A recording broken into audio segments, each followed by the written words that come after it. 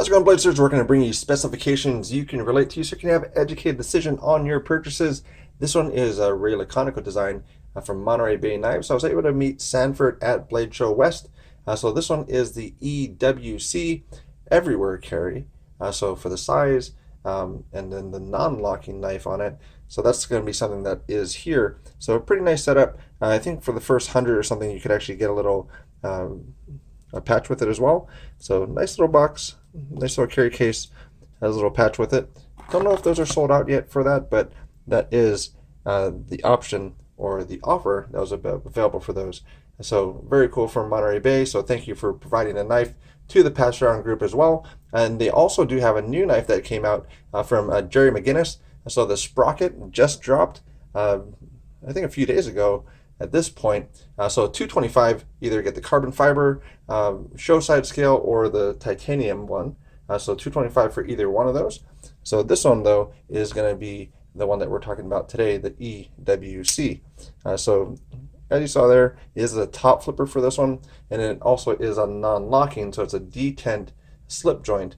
So if you don't know what that is, basically the detent that on most liner locks, frame locks, so it's on basically the opening side as well as the closing side, so it doesn't actually have a lock. So you when you're cutting it, it's fine. Just don't try and rip it out of cardboard because you're gonna get your knuckles. So not a good idea there. So this one itself, we'll look at the hand sizing as well. So start off with the adult female hand for it, and you can kind of see how that might lay out for you, and also adult male hand for it as well. This one has a good weight, so about 2 ounces for it, as you see here. And then also for the price wise, it's about $180. So that is directly through Monterey Bay Knives. So they're not sold through any other source at the moment. So that's going to be the pricing for that. And also for the detent weight, so about 2 pounds, 13 ounces. So to actually get this to now front flip open, that's going to be about that weight to actually be able to pop that right there. So that's going to be about that weight for it. So using the Lyman pull gauge for that. And then also this is a top flipper, so you're not going to be light switching it. You're going to be not going to be push buttoning it. There's no other deployment really. So there's not even really traditional. So the grip on it, it's kind of small, so you can't really grab it that way. But about 2 inches, about 2.9 for the blade. A drop point, full flat grind for it. So it's almost a full flat. There's a little bit of flat here on the top, but basically it's a flat grind on this blade. So this is going to be also about behind the edge, about 5 sheets of paper. So grab that out of your printer. It's going to be about 5 sheets of paper behind that edge, and that's going to be about 20 thousandths. And then this one has a blade stock of 3.1 millimeters. So right hand tip up. So that's the only way you're going to be able to carry this one is that right here. So right hand tip up. No screws on this side for it. So sorry lefties for that. But this one also out of the pocket is about 1 pound 5.7. So basically to be able to pull this out of your pocket, that's the resistance that you're getting from this clip. So that's actually a good range. Normally about 1 to 2 pounds seems pretty good.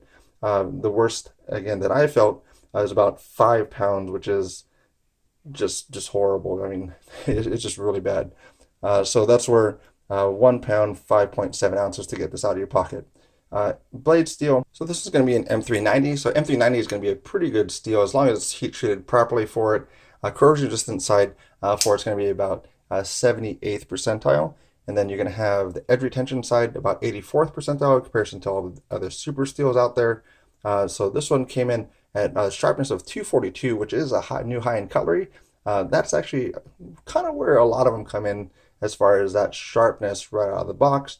And then this one is sharpened to about 29.7 degrees inclusive, which is 15 degrees per side, roughly. And so that's actually a fairly good amount for it. So 20 thousandths behind the edge at 15 degrees per side. Fairly good cutter for that. So general comments for this one here. There's a few things that I personally would like to see, especially for the 180 price point, is just some of the parts about it.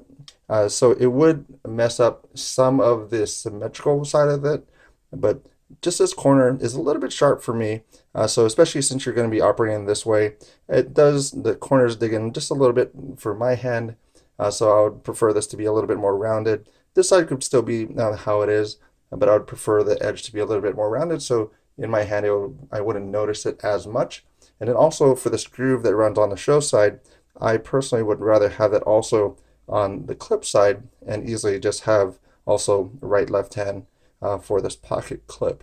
So it does add a little bit more to the milling and also the base price on it. But for 180, I think that's something that might be doable for that, to just do those last bits, because I like to kind of switch up which hand I'm using, so right hand or left hand. So it's a little bit different experience since it doesn't have that same milling, and also that clip is only on one side of it.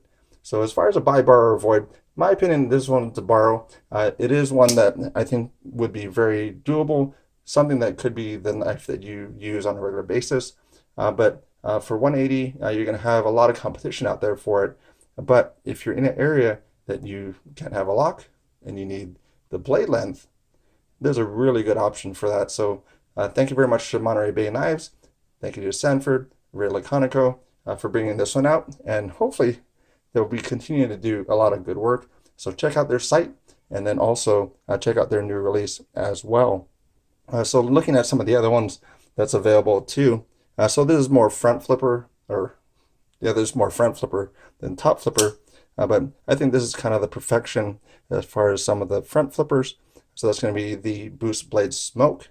So a lot of things, little details on it are really well thought out for that blade. And you also do have another front flipper. This is going to be this one here, the Real Steel Metamorph. And then you have, of course, a little stand-in. So the pair of two to get an idea as far as sizing for that.